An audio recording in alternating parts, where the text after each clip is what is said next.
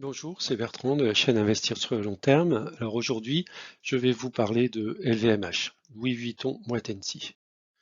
Avertissement, je ne suis pas conseiller financier. Cette vidéo n'a pas pour but de vous proposer un placement financier ou un quelconque conseil d'achat, mais uniquement un but pédagogique et de partage. Vous restez responsable de vos investissements. Alors, la fiche signalétique de LVMH. Donc, LVMH est une société qui a été créée en 1987 et aujourd'hui composée de 75 maisons.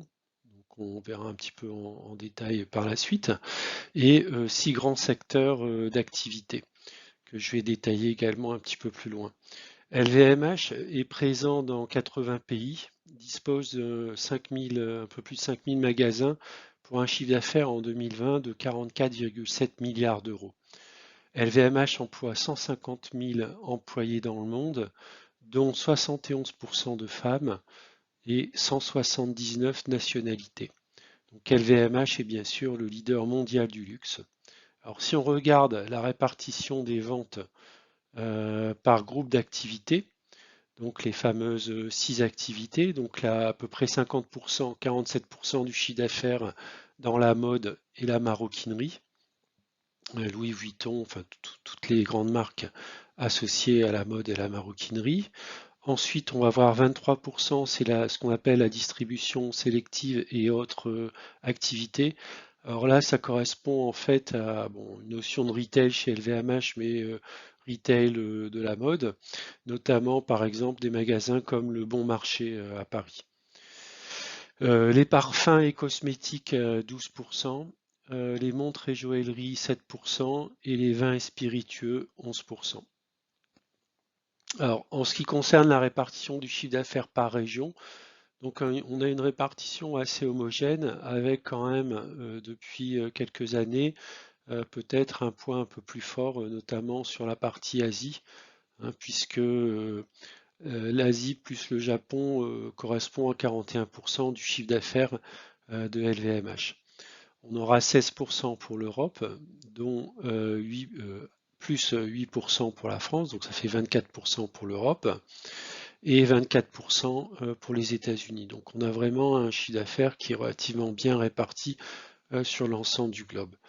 Bon, sachant que LVMH ce sont des produits de luxe, on va bientôt, bien sûr, principalement toucher les pays dans lesquels la consommation de luxe est possible. Donc effectivement, les États-Unis, l'Europe, l'Asie, le Japon correspondent tout à fait au marché de LVMH. Alors les différentes marques de LVMH, hein, on parlait des 75 maisons, donc je ne vais pas rentrer dans le détail, mais on va voir par exemple sur la partie vin et spiritueux, on va retrouver des marques de champagne prestigieuses comme Dom Pérignon, Ruinart, Moët Chandon, Hennessy, Veuve Clicquot par exemple. On va retrouver des marques de whisky comme le Ardbeg. On va également, ou le Glenmorangie, on va retrouver également des châteaux en fait, hein, euh, comme par exemple Aoyun, Le Clos, Bodega, Numantia, Château Galoupé, etc. Ensuite, mode et maroquinerie. Donc là, on va retrouver des marques comme Kenzo, Berluti, Louis Vuitton par exemple, ou Fendi, euh, ou Givenchy, ou Dior, bien sûr, Dior, j'allais oublier, qui sont des marques assez emblématiques de la mode et de la maroquinerie. Les parfums et cosmétiques, donc notamment on va retrouver Guerlain par exemple, qui est une marque assez connue, et puis tous les dérivés des marques de mode en fait, hein, comme les parfums Dior ou les parfums Kenzo.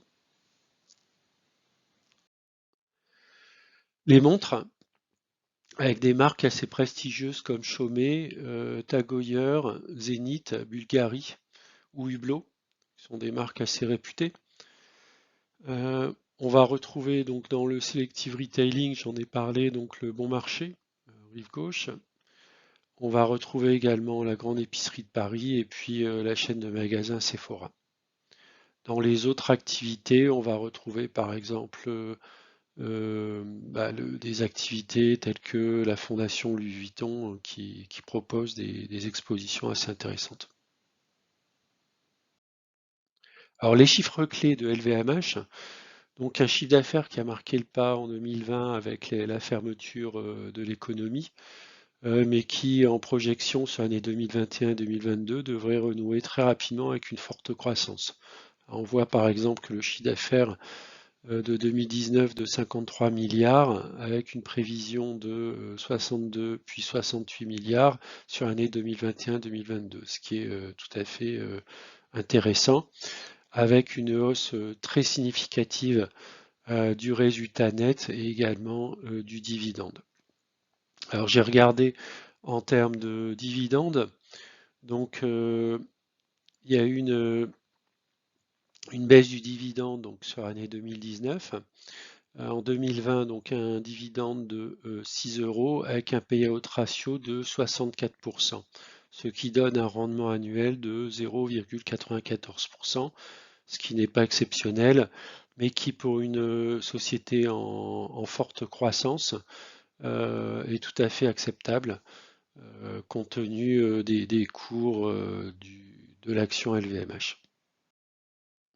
Alors, où se situe LVMH parmi ses pairs? Alors, j'ai regardé ici le chiffre d'affaires comparatif, le chiffre d'affaires de 2020 en milliards de dollars US. Donc, on peut voir que LVMH, donc un peu moins de 50 milliards. Et puis derrière, on va dire, on a un ensemble de sociétés qui sont assez connues. Par exemple, pour les sociétés cotées en bourse, on va retrouver Hermès ou Kering, mais dont le chiffre d'affaires est quand même largement inférieur potentiellement à celui de LVMH. On a également le Suisse Richemont qui a un chiffre d'affaires de l'ordre de 15 milliards. Alors PVH Corp, si vous ne connaissez pas, en fait, ça correspond à un ensemble de marques, notamment la marque Tommy Hilfiger, donc marque américaine. Voilà, donc voilà pour le comparatif LVMH parmi ses pairs.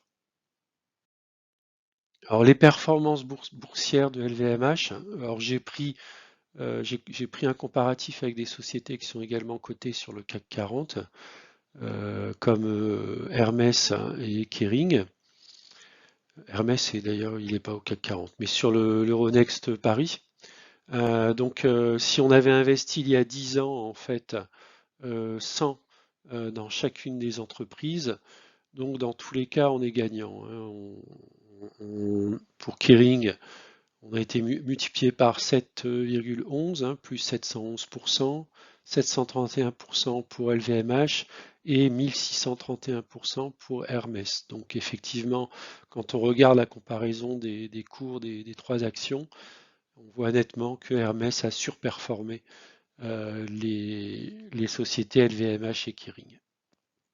Donc si vous êtes détenteur d'actions Hermès depuis ces années-là, eh bien bravo, vous avez fait une très belle plus-value, une très belle hausse du cours Hermès.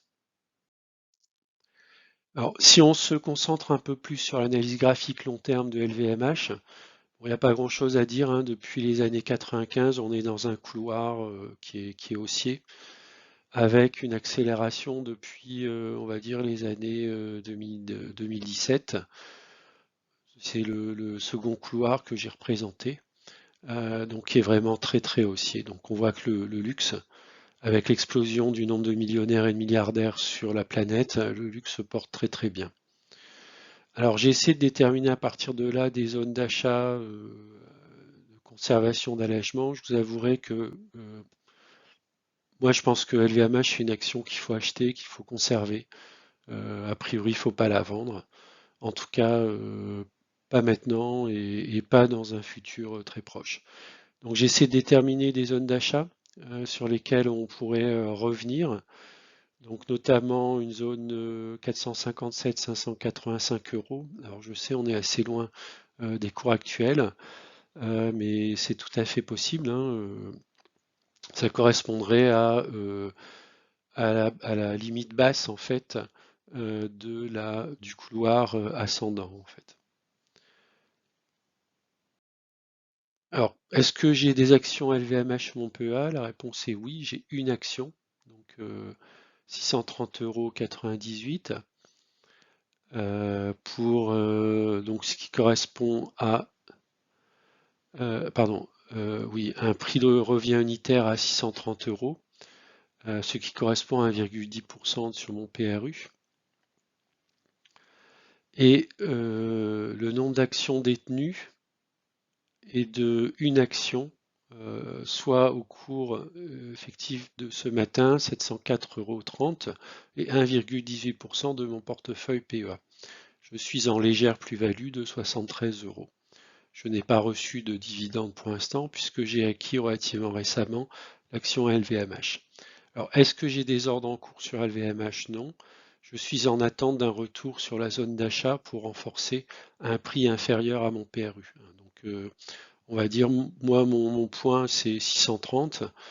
Donc, voilà, si l'action passe en dessous de 630, notamment dans la zone 580-585, je pense que je me renforcerai avec sans doute une nouvelle action. Alors, est-ce que je vais continuer à investir sur LVMH à long terme? Oui, pour moi, c'est une action à détenir absolument dans un portefeuille long terme. C'est un groupe mondial leader et c'est un groupe qui a une dimension familiale. En fait, Bernard Arnault, qui est le PDG de LVMH, donc il a des enfants, il a deux enfants. Voilà, donc je pense que la succession est assurée. Donc pour moi, c'est un groupe qui va continuer à perdurer dans les 10, 20, 30, 40 années prochaines. Alors sans doute dans le domaine du luxe, et puis on verra peut-être diversifier dans d'autres domaines en fonction des opportunités. Donc cette dimension familiale n'est pas à négliger, parce qu'elle est quand même très très importante.